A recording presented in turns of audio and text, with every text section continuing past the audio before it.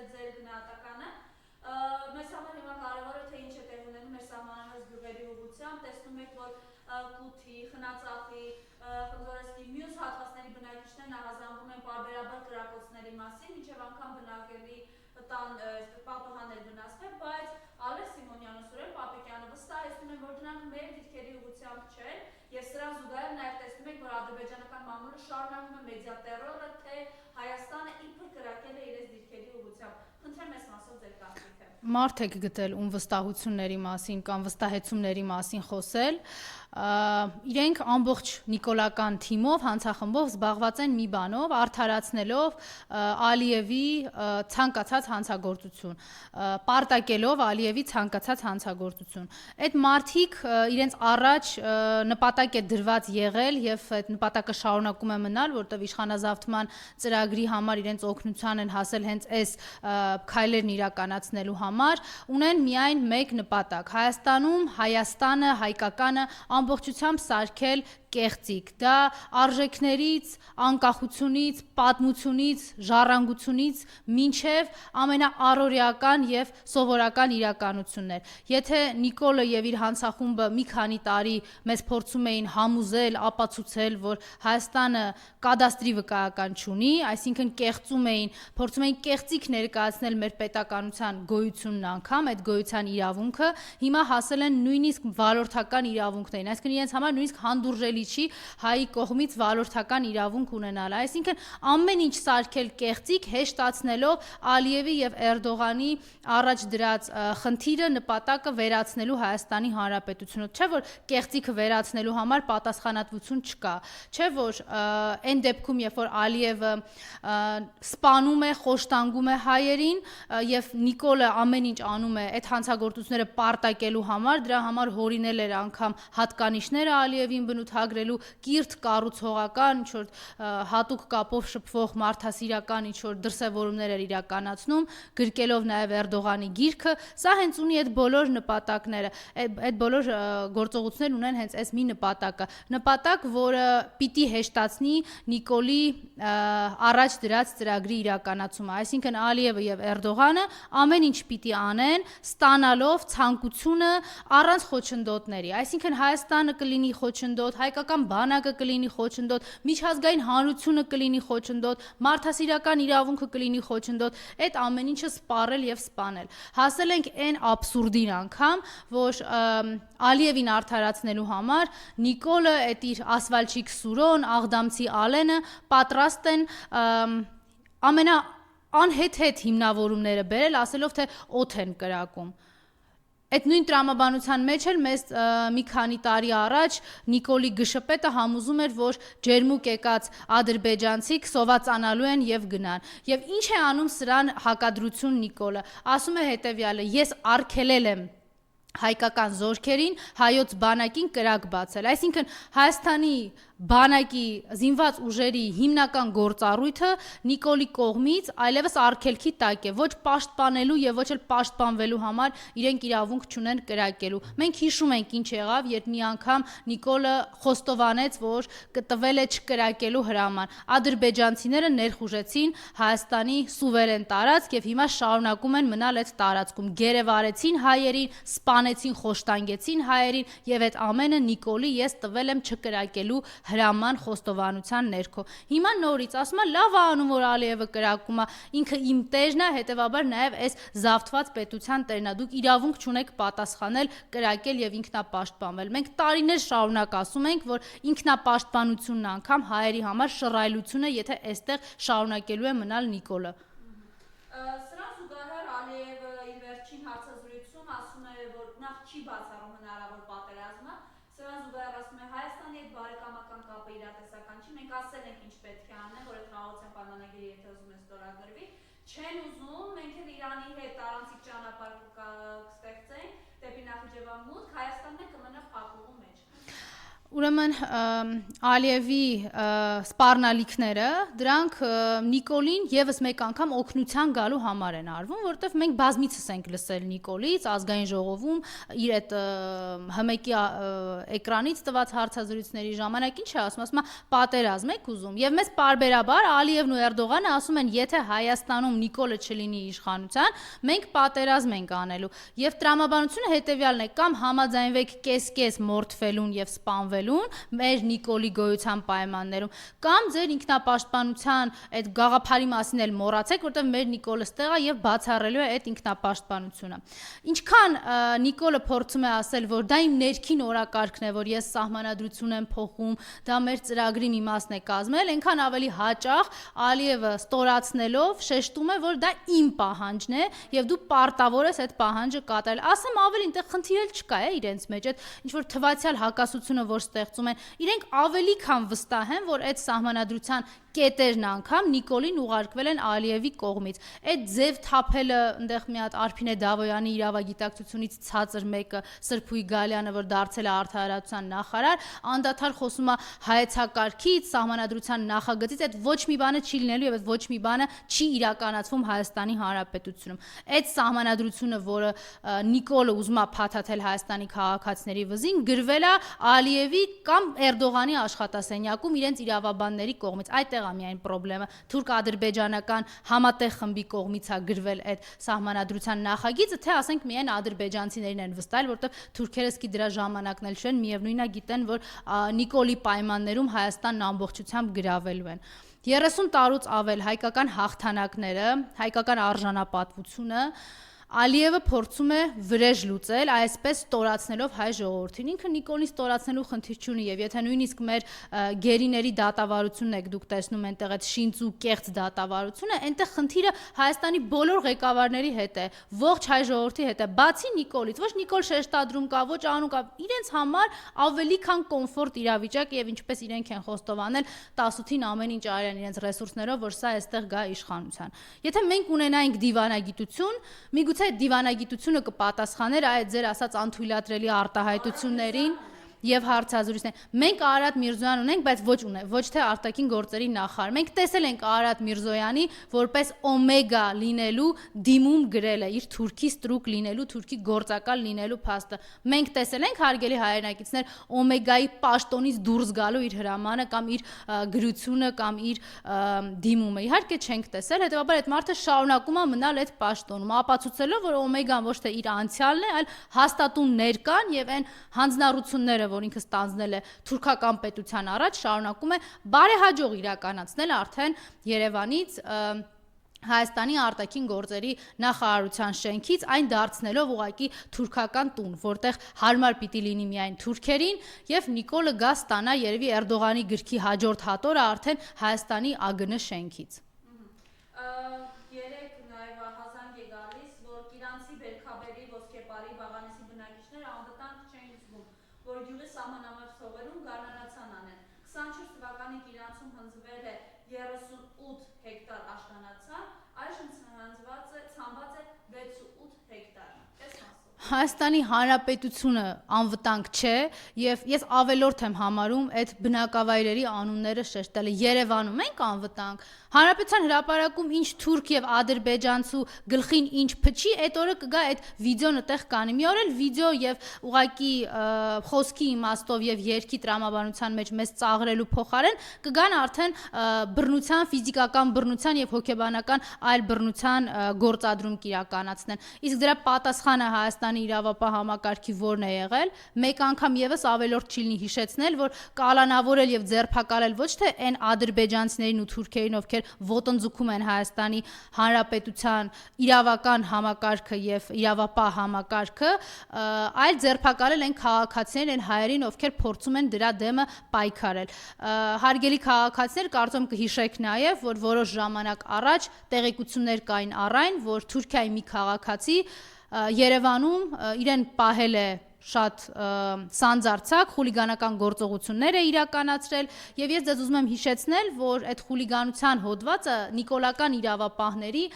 սիրած ամենահոդվածներից մեկն է, որովհետեւ ինչ անեն տարբեր Նիկոլի դեմ պայքարող քաղաքացիներ, որոնք ընդհանրապես քաղաքացիական դիրքորոշում են արտահայտում, այդ մարդկանց վրա կարում են խուլիգանության հոդվածները։ Ինչ են անում դրանից հետո, հա, ձերբակալում են, հետո տանում են երկարաժամկետ կալանքի, իսկ ինչ են արել այդ թուրքին, որին կասկածում են խուլիգանության մեջ, միանգամից բաց են թողել։ Այ վերաբերմունքը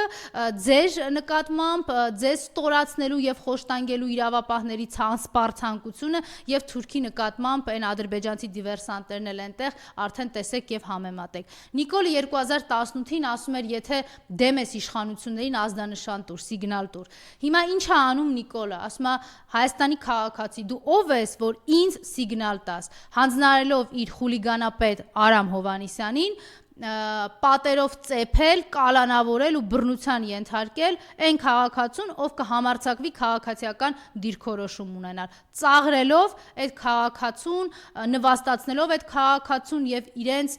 առավելությունը ցուցադրելով Հայաստանի քաղաքացու նկատմամբ։ Այս իրականություններ ձեզ համար պատրաստվում են ժամանակ, երբ որ ասում էին, որ դուք եք որոշողը կամ 3 միլիոն վարչապետ եք, դուք հիմա անգամ 3 միլիոն քաղաքացու կարգավիճակ չունեք Նիկոլի պայմաններում։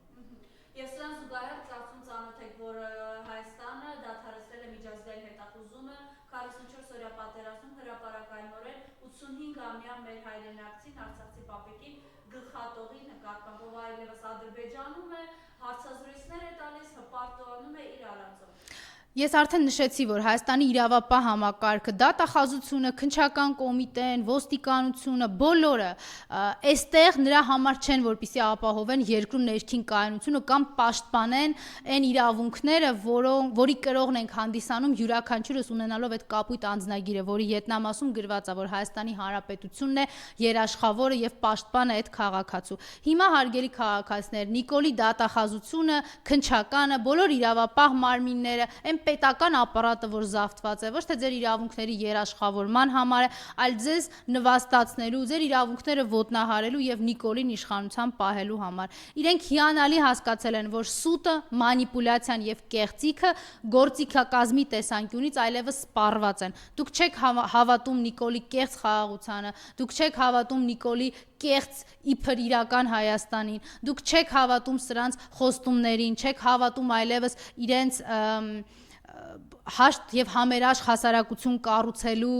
խոստումներին, չեք հավատում սրանց իբր թե ընտրություններ անցկացնելու եւ կազմակերպելու գործընթացին։ Դրա համար իրենք արդեն ձեր վրա բանեցնում են լրիվ այլ ծավալի բռնաճնշումներ, լրիվ այլ գործիքակազմ ցուցադրելով իրենց անհանդուրժողականությունը ձեր որպես Հայաստանի քաղաքացիների նկատմամբ, ձեր որպես Հայաստանի արժանապատվությունը, հայկական ժառանգությունը ու պատմությունը կրող սուբյեկտների անհատների։ Իրենք ձեզ հետ անհաշտ են եւ խնդիրը այստեղ ընդդիմության կամ ինչ որ խմբերի մեջ չէ։ Իրենք ատում են Հայաստանի Հանրապետությունը, ատում են Հայաստանի քաղաքացուն եւ Նիկոլի ամենաանկեղծ խոստովանությունը եղել է այն, որ ազգային ժողովում պատերազմից հետո խոսելով զոհերի մասին օգտագործում էր այո պլյուս մինուս 50 ձևակերպում եւ այստեղ հարցը միայն զոհված հայրենիների մասին չէ, ինքը Հայաստանի քաղաքացուն պլյուս մինուս 50-ով է հաշվում այն տրամաբանության մեջ, թե որքան ավելի շատ թանկ կարող է ծախվել Ալիևին եւ Էրդողանին։ Ոչ թե պատերազմն է իմ օրոք եղել, այլ ես պատերազմի, ասում է Նիկոլ Փաշինյանը։ Երեք պատերազմ վերած մարդը, որը արդեն 4-րդի շեմին են կանգնած այստեղ։ Ուրեմն այդ թյուրիմացությունը հասել էր արդեն մատենադարան, պղծելով մատենադարանը, ես ցավում եմ այդ դահլիճը, այդ էռատոյի հետ, բա իհարկե, այդ դահլիճը, որ ես զարմանում եմ էլի այդ մարդկանց վրա, ովքեր այնտեղ են, այսինքն մտածում են, որ երկու տգետներ, դավաճաններ կարող են իրենց կրթել։ Ես հասկանում եմ, որ Նիկոլը եւ Էռատոն ամբողջությամբ կարող են տեղավորվել այն գաղափարի մեջ, որ իրենք տգետ են։ Ինքը կխոստովանի, որ ինքը տգետ է։ Հիշում եք այն հայտնի ձայնագրությունը, կխոստովանի, որ ինքը գիժ է, ամեն ինչ միայն Հայաստանի քաղաքացին մոռանա, որ ինքը դավաճան է եւ կապիտուլյանտ։ Արդեն համաձայն է, որ իրենց ասեն տգետներ, խաբեբաներ, ինչ ուզում է ասեն, միայն ոչ դավաճաններ եւ կապիտուլյանտներ։ Նշանակում է սա, որ մենք չպիտի այս իրականությունից շեղվենք, այն ինչը որ իրական է, դավաճան իր կապիտուլյանտ լինելու մասին, մենք պիտի այստեղ շեշտադրումը կատարենք։ Ես գիտեմ ինչի համար է արվում, նաեւ ես գիտեք ինչ, ես տգետ եմ, մենք տգետ ենք տրամաբանությունը իր համար հարմար մթնոլորտ ստեղծելու համար, որտեվ կհիշեք, իրենք շատ հաճախ, երբ որ նոր էին դեռ եկել իշխանության, հաճախ էին կրկնում, որ այ միգուցե մենք բանիմաց չենք կամ ինչ որ բան չենք կարողանում միանգամից անել կամ լավ անել կամ պրոֆեսիոնալ անել, բայց մենք հո կոռումպացված չենք, մենք հո Հայաստանը չենք ծախում։ Հիմա ժամանակ եկավ ցույց տալու, որ իրենք տգետ են, իրենք կոռումպացված են, իրենք եկել են Հայաստանը ծախելու համար եւ այն բոլոր գործողությունները, որ այսօր Հայաստանի քաղաքացիների աչքի առաջ են, այլևս որևէ ընդդիմադիր գործ չի կամ հանրային գործ չի, խոսքի կարիքը չկա դրանք տեսնելու համար եւ Հայաստանի քաղաքացին հիանալի այդ հակազդեցությունը ցուցադրում է Նիկոլի նկատմամբ։ Այլ բան է, որ այս բռնաճնշումները դեռևս հնարավորություն չեն տալիս սրանցից ազատվելու։ Բայց միևնույն է, չէ՞, նույն հասարակությունը գիտակցում է, որ ինքը ոչ տգետ է, ոչ գիժ է, ոչ անմեղսունակ է, ոչ ներողություն շատ են ասում են ժանչի թուղթ պետք է բերի շիզոֆրենիա է մոտը դեստեն, ինքը գիտակցված է այս ամեն ինչը։ Իհարկե գիտակցված է անում, ես դրա համար ասացի, որ այդ թեզերը, որ նետվում են հենց իր կողմից, որ իրեն գժի տեղ պետք է դնի, որ ինքը տգետ է, 7 տարի նույն դասարանում մնացած, ինքը պատրաստ է ցանկացած հատկանիշ իր վրա վերցնել, միայն թե Հայաստանի քաղաքացին դաթարի իրեն ասել Նիկոլ դավաճան ու կապիտուլ Հայաստանը կապիտուլյացիայի հասցրած ու Արցախը հանձնած։ Հետևաբար մենք այս իրականությունից պետք է չշեղվենք։ Իր տգիտությունը մեր խնդիրը չէ։ Մեր խնդիրն այն է, որ ինքը դավաճան լինելով դեռևս Հայաստանի Հանրապետության վարչապետի աթոռը զավթած է պահում։ Իսկ այն, որ իր թե վարորդական վկայականը, թե այն դիպլոմը, որ իրեն իշխանազավթում իրականացնելուց հետո նվիրեցին, պիտի իրավական գնահատականների միջով անցնեն եւ իրավական գործընթացների, կարծում դա պետության վերականգնումից հետո անխուսափելի կլինի։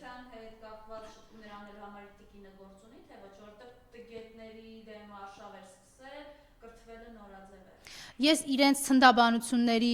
եւ ով ում ինչ դեր է հատկացրել դրա մեջ չեմ մտնելու, իրենք այս պետությունը ծաղրած, դավաճանած, հայոց բանակը կազմաքանդած, արժանապատվությունից զրկած մի զույգ են, որը այս ամեն ինչը արել է ոչ թե անգիտակցության, չիմացության, պատահականության կամ ինչպես իրենք են սիրում աշխարհաքաղաքական դասավորումների պատճառով, այլ նրա համար, որ իրենք հանձն են առել 2018 թվականին իրենց պետական հեղաշրջում կատարելը ներելու համար անել այս ամեն ինչը, ծախել Հայաստանը, տալ Հայաստանը, սարքել մի թուրքական ճանապարհ Ադրբեջանի եւ Թուրքիայի միջև ոտնատակ անելով, թե երբ կվերանա, դա էլ արդեն ֆիզիկական եւ ընդհանրապես ժամանակագրության խնդիր է։ Արցախցիները գիտեք, որ վրանելում են հիմա, շարունակում են իրենց բողոքի ձայնը բարձրացնել, այսօր նախատեսված էր Սամվել Բաբայանի այցը այնտեղ, ինքը չի գնացել, կուսակիցներն են գնացել, ինչ ունեք զգուշացնելու մեր հայրենակիցներին։ Սամվել, ես մեր հայրենակիցներին ոչինչ չեմ զգուշացնի, որտեղ ամեն ինչ իրենց աչքի առաջ է եղել, արցախցիները առավել եւս գիտեն, թե ինչա տեղի ունեցել։ Ես պիտի Սամվել Բաբայանի մասին խոսեմ, ուրեմն Սամվել Բաբայանը մի տեղ է իր կյանքում ճիշտ գնացել Էրատոյի հետ բունկեր։ Թող որտեղ կգնան, ուր կգնան, ինչ կանեն, մարդ ես ուղղակի մի տեղ եմ ցավում, որ Սամվել Բաբայանը իր անցյալը գոնե թե ինչ որ ինձ որպես հաղթանակած սերնդի ներկայացուցիչ պատմել են, իր անցյալը ուրացել է հանուն Նիկոլի եւ Էրատոյի, դառնալով այդ դավաճանական զույգի հանցավոր խմբից մեկը։ Եթե ինքն է իր հաղթական անցյալը նախընտրել պարտված եւ ստորացված Սամվել Բաբայան դառնալուն Էրատոյի եւ Նիկոլի առաջ կզած, ես այդտեղ այլևս ասելիք չունեմ։ Յուրաքանչյուրը Հայաստանում ազատ է իր ընտրության մեջ, գոնե մտքի եւ խղճի տեսանկյունից։ Եթե իր միտքն ու խիղճը հաշտ են Նիկոլի եւ Էրատոյի հետ, այստեղ մենք անելիք չունենք։ Թողեք իրենց թողնենք Նիկոլի եւ Էրատոյի հետ։ Եվ աննագիտը հաշտվում եք վերջին հարց գլխավոր դատախազը Վազգեն Սարգսյանի անվան այդպես ակադեմիայի մեր կուրսանտների վարպետաց դասի շրջանակներում խնդրեմ։ Եթե Հայաստանը գլխավոր դատախազ ունենար, միգուցե քննարկումներ անենք, բայց խոսքը երևի Նիկոլի օգնականի մասին է, ով Նիկոլի օգնականը լինելու պաշտոնում խմբագրում էր նախաքննական գաղտնիքներ պարունակող, բանկային գաղտնիքներ պարունակող տեղեկություններ, քննիչներին հրահանգներ էր տալիս, թե ով ինչպես պիտի դատվի, այսինքն այդ բռնաճնշումների տրամաբանության մեջ էր եւ հիմա էլ շարունակում է կառավարության նիստերին եւ այդ կառավարության նիստերից դուրս Նիկոլին զեկուցել, թե որ գործով ինչ են կարողացել ում վրա կարել, ինչպես են կարողացել Հայաստանի քաղաքացիների իրավունքները ոտնահարել եւ ամենակարևորը ինչպես են կարողացել պաշտպանել ադրբեջանցիներին, զրկելով իրենց ցանկացած անհարմարությունից, այն միջազգային հետախուզումները, որի մասին դուք խոսեցիք, հանկարծ ոչ մի դիվերսանտ եւ ոչ մի ադրբեջանցի եւ թուրք իրեն աշխարհի ոչ մի ծայրում նեղված չզգա, հիշելով, որ Հայաստանը ունի իրավապահ համակարգ կամ դատախազություն։ Սա խայտառակություն է, ես անկեղծ եմ ասում, ես նույնիսկ սա չեմ ուզում մեկնաբանել, ընդհանրապես խղճալով այն տղաներին, որ այստեղ նստած են, ընդհանրապես հասկանալով, որ այս տղաներին, դե եթե մենք սպաներ ունենայինք, հնարավոր է, որ Նիկոլին պատվի առնող էլ չլիներ։ Եթե մինչև հիմա այդ բանակում Նիկոլին պատվի առնող կա, ես պատկերացնում եմ, թե ինչքան է պատվազրկել Նիկոլ այդ ամբողջ համակարգը, եւ եթե ասֆալտչիկ Սուրոն մինչև հիմա ասֆալտի տենդերների եւ ատկատների, այո, տենդերների եւ ատկատների ամենակարևոր սուրբ գործին ատրված, դե բանակն էլ պիտի այս վիճակում լինի։ Այս տղաները իհարկե սրան արժանի չեն։ Ես շատ հույս ունեմ, որ Հայաստանի պետության վերականգնումից հետո այս նույն սպայական կրթահամալիրներում կարողանալու են այդ ուսանողներին նաև սովորեցնել, որ հարգանքը պետության հանդեպ, արժանապատվությունը բանակի եւ սեփական գործողությունների հանդեպ ավելին է, քան օրվա իշխանություններին ծառայելը։ Եվ գիտեք, որ սմա դատապարտվածների հետ ինչ արեցին, ահազան երեկային, մանրամասները հայտնի է, ջարդել են բարեգուն իմաստով, այս մարդիկ այլևս իրենց պատիժը։ Բայց մենք խոսում ենք, մենք ասում ենք, չէ, Հայաստանի ոստիկանությունը դրա համար է, Հայաստանի իրավապահ համակարգը դրա համար է, հային նվաստացնելու, սպանելու, հայի սպանությունը ադրբեջանցու կողմից կոծկելու համար, որպիսի միշտ, այո, հայերը այստեղ չեն կարող գոյատևել, քանի ստեղ կա Նիկոլը։ Ոչ մի տարբերություն չկա Թուրքի եւ Ալիևի հարձակումների եւ Նիկոլի հարձակումների միջեւ։ Այսինքն Հայաստանի քաղաքացուն դուք տեսել եք փողոցում, նույնիսկ հենց չեմ խոսում, եք քրեակատարողականում այդ փակ համակարգում, որը ընդհանրապես անթույլատրել է, եթե մենք MIP ունենայինք, որը բացի ԿՊ-ականներին սրտիկ դնելուց Facebook-ում եւ իրենց հարցազրույցները լայքելուց գոնե այդքան բացահայտ ցույց չտան, էլի որ նույն թիմից են, խայտառակություն է ուղղակի։ Եթե ԿՊ-ականներին սրտիկ դնելուց բացի ինչ որ մի բանով զբաղվել, գոնե ձևական իմաստով, միգուցե այս հասարակության հանրային համերաշխությունն էլ փորձ արվեր վերականգնելու։ Տեսել եք ոստիկանը ոնց է խոսում հայի հետ փողոցում, ստորացնելով, նվաստացնելով, ծաղրելով իրենց մոտ, սա ես վստահեցնում եմ, որ ինքը պարգևավճար է ստանում։ Այս հայի նկատմամբ արհամարանքը, իրենց առավելությունը ընդգծելը, ստորացնելը հային ունի կոնկրետ ծրագիր եւ իրենք սրա համար խրախուսվում են։ Կհիշեք Նիկոլը ոնց էր խոսում ոստիկանների հետ 2018-ին կամ դրանից առաջ։ Ինչ բառամթերք ասես չէր օգտագործում։ Իրեն, որ ինքը ով է, որ ասում էր պիտի ինձ չես տակ։ Հիմա դու կարող ես ոստիկանից օրինական գործողություն պահանջել։ Ինչքան շատ ծեծի Հայաստանի քաղաքացուն, այնքան ավելի շատ կպարգևատրվի Նիկոլի կողմից։ Իսկ այն կարմիր եւ սև գույնի գլխարկներ հագած կենթանիների մասին ընդհանրապես խոսել պետք չէ, որովհետեւ դրանց համար պատասխանատվությունը պիտի ուղղակիորեն անխուսափելի լինի, թե չէ այս երկրում հանրային համերաշխությունը հնարավոր չի լինելու վերականգնել։ Ես նշեցի, որ ինքը նույնիսկ Արփինե Դավոյանից ավելի ցածր իրավագիտակցություն ունի, կարծում ավելի ճիշտ կներ Արփինե Դավոյանին այդ պաշտոնին նշանակել, որովհետև սա ավելի խայտառակություն է։ Եվ չմոռանաք, հարգելի քաղաքացիներ, որ երբ որ Սրփուի Գալյանը գլխավոր դատախազությունում էր աշխատում, ինքնավար մարմին, օբյեկտիվության, բազմակողմանիության եւ լրիվության շրջանակներում գործող մի մարմնի պաշտոնատար անձ էր, ինքը հրապարակային հայտարարեց, որ Նիկոլի քաղաքական թիմի անդամն է եւ կրում է քաղաքական պատասխանատվություն, այսինքն այդ դատախազությունը քաղաքական Նիկոլի հանցախմբի մի մասնիկն է կազմում։ Սրա մասին եւս չմոռանաք։ Շնորհակալություն։ Ես եմ շնորհակալ։